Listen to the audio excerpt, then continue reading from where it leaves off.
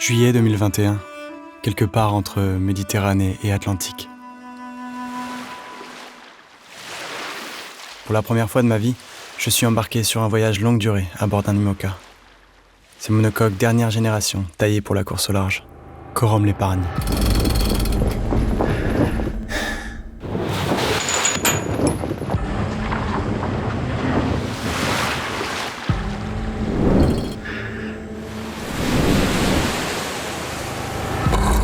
Voilà plusieurs jours qu'on a quitté Gênes.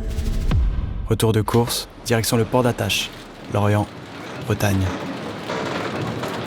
Ça va être un peu long quand même cette remontée du Portugal. Le vent n'est pas très fort et on tire des bords. On va comme ça.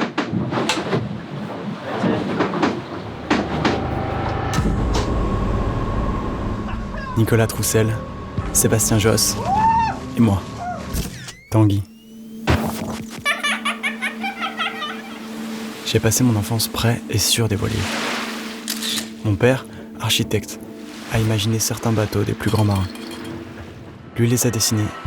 Moi, j'ai décidé de les filmer et de les raconter. Je m'étais dit que j'allais écouter.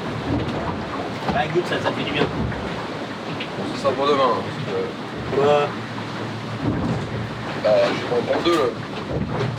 Je suis capable. Ouais, ça va moins vite que Plus ça va, plus l'anticyclone y gonfle. le bord ce matin là, quand on est reparti. Ah ouais.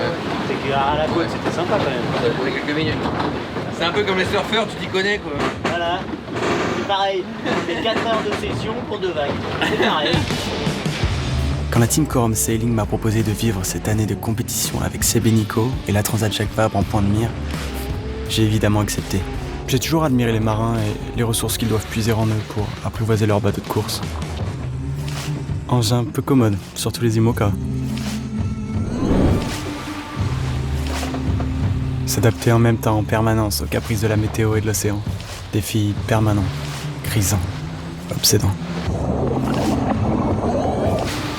Et puis, il y a autre chose qui m'intéressait. Comment l'équipe allait-elle rebondir après l'échec du Vendée Globe en 2020 ?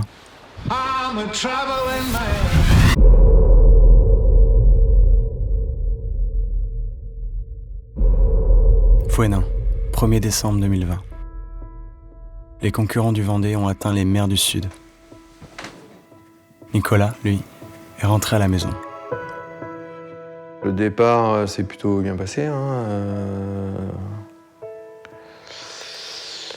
C'était un moment assez magique de partir et d'avoir le bateau tout de suite, on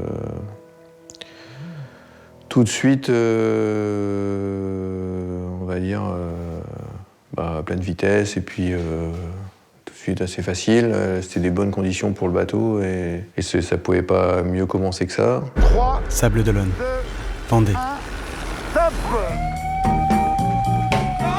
Vous l'apercevez ici, le bateau au Corum. Dès le départ, il tente un coup, il met la pression. C'était un moment unique et magique pour moi de passer cette bouée de dégagement en tête. Tout s'est bien enchaîné, le timing était parfait. C'est parti, voilà, 9e Vendée Globe.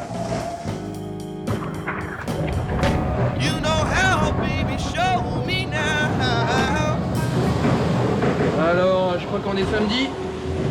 Et c'est mon premier petit café depuis qu'on est parti. 6 jours. Qu'est-ce qui nous a préoccupé pendant ces journées-là? C'est qu'on avait un problème de génératrice, du coup on pouvait plus fabriquer d'électricité. Hier soir, le grand soulagement, on a trouvé la solution. Ça fait que, au lieu de s'arrêter, ça continue quoi, donc c'est top. C'est les moments où je commençais à vraiment rentrer dans la course en fait. Je me sentais bien sur le bateau et j'avais pas de crainte.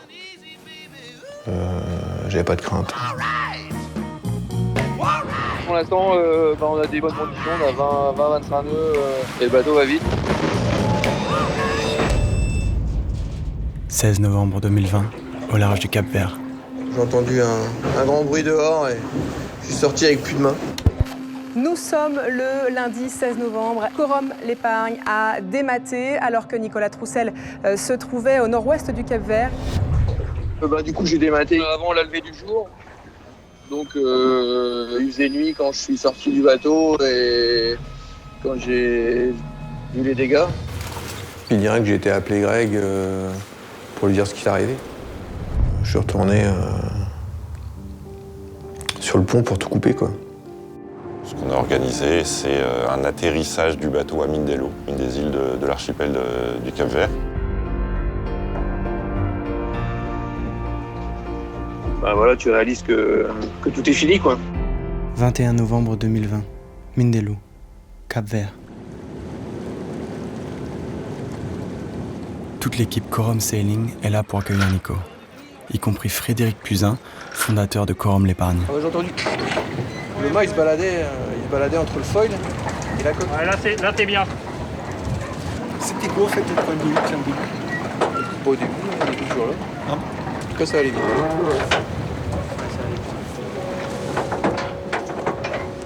Pour tous les gens qui ont participé à tout ça, forcément, je suis vachement déçu pour eux, quoi.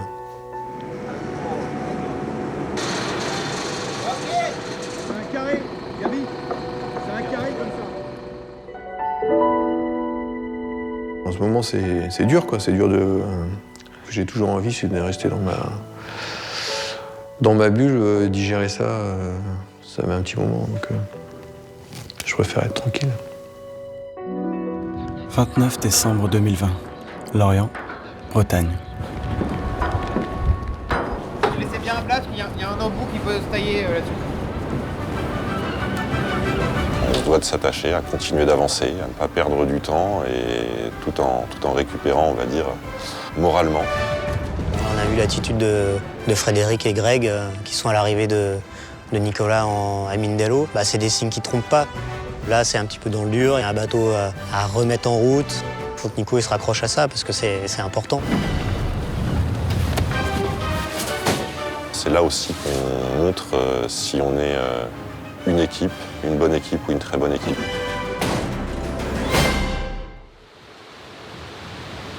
Une équipe qui évolue. 2020 était une année de course en solitaire. 2021 est une année de course en équipage. Seb Joss, qui était venu prêter main forte à Corum Sailing comme navigant, devient co-skipper. Ça me rassure d'être avec lui parce que ce qui est bien, c'est qu'il y a un partage qui est sans limite. Le programme sportif, il nous attend. On a envie de se confronter, de voir si on va vite, pas vite. Nous aussi, apprendre à fonctionner ensemble et tirer les bons bords, bien communiquer, et c'est important. Seb, c'est une légende de la course au large. Un couteau suisse de génie, capable de naviguer sur toutes les mers, sur n'importe quel engin qui glisse sur l'eau. Cloire Carnouette, Bretagne. Moi, je suis niçois, j'ai grandi sur le port de Nice. Je suis venu la première fois en Bretagne en 1997 pour tenter ma chance dans la course au large professionnelle. Ah, ça c'est Vendée 2004, le premier. C'était le premier Vendée de l'insouciance où déjà je le termine. C'était un Vendée qui m'a donné vraiment le goût de continuer la course au large. Ça représente une belle tranche de vie. C'est là où on s'est installé avec ma famille et ça m'a vraiment plu, cet environnement, la qualité de vie. C'est très sauvage, c'est nature.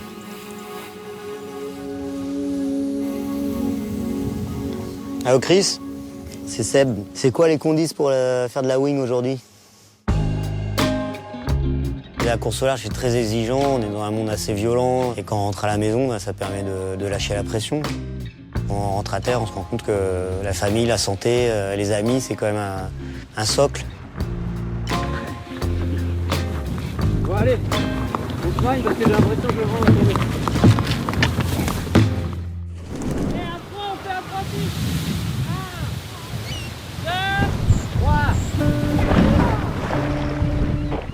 J'aime les sports de glisse depuis 20 ans. Ça fait partie de ma préparation physique, ça fait partie en tout cas de mon ADN. Seb, ce qu'il apporte, c'est lui déjà, c'est son expérience, c'est un mélange de concentration et de décontraction. Il y a quand même 3 belles courses à faire et la Transat Jacques Vabre, c'est quand même une transat qui nous tient à cœur quand on fait de la course au large. 18 mai 2021, Lorient. Remise à l'eau. Le temps presse. La première des 3 compétitions de la saison approche.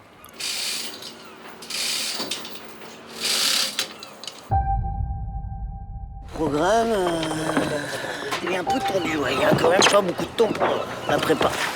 On va participer à The Ocean Race Europe qui va partir fin mai. Et pour compléter l'équipage, on a fait appel à Benjamin Schwartz et Marie Rioux.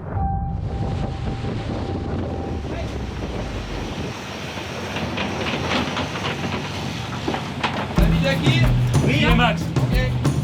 Ben, ça a l'air d'être déjà ingénieur, en tout cas pour tout ce qui va être analyse de données, nous aider à trouver nos marques plus précises, et ça c'est ses qualités. Marie, c'est un feeling naturel, justement, une aisance naturelle, je pense, pour les lectures de plans d'eau.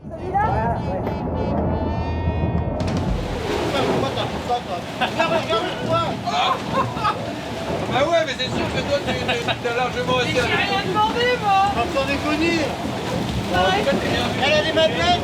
Elle a des madeleines et tout. J'ai pas demandé la madeleine en plus.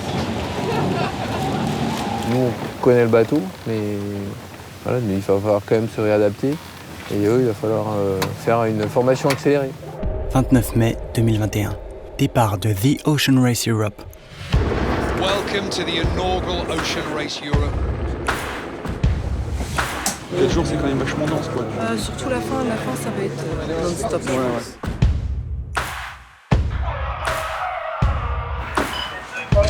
On va passer par le Cap Finistère et après on va vers un waypoint qui est à l'est des Açores et on revient jusqu'à Cascais. Ce bateau, il représente les couleurs de Corom et puis avec un équipage qui est juste génial.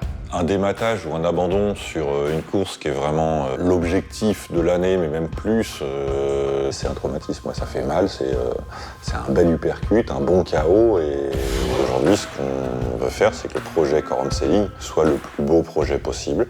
Évidemment avec de la performance sportive, évidemment avec un bateau qui est le plus performant et fiable possible. Clairement, aujourd'hui, l'objectif, c'est vraiment d'avoir une équipe au service d'un projet. À Cascais, bonne nave. Cascais, c'est là que l'histoire de cette saison va vraiment commencer. J'y serai.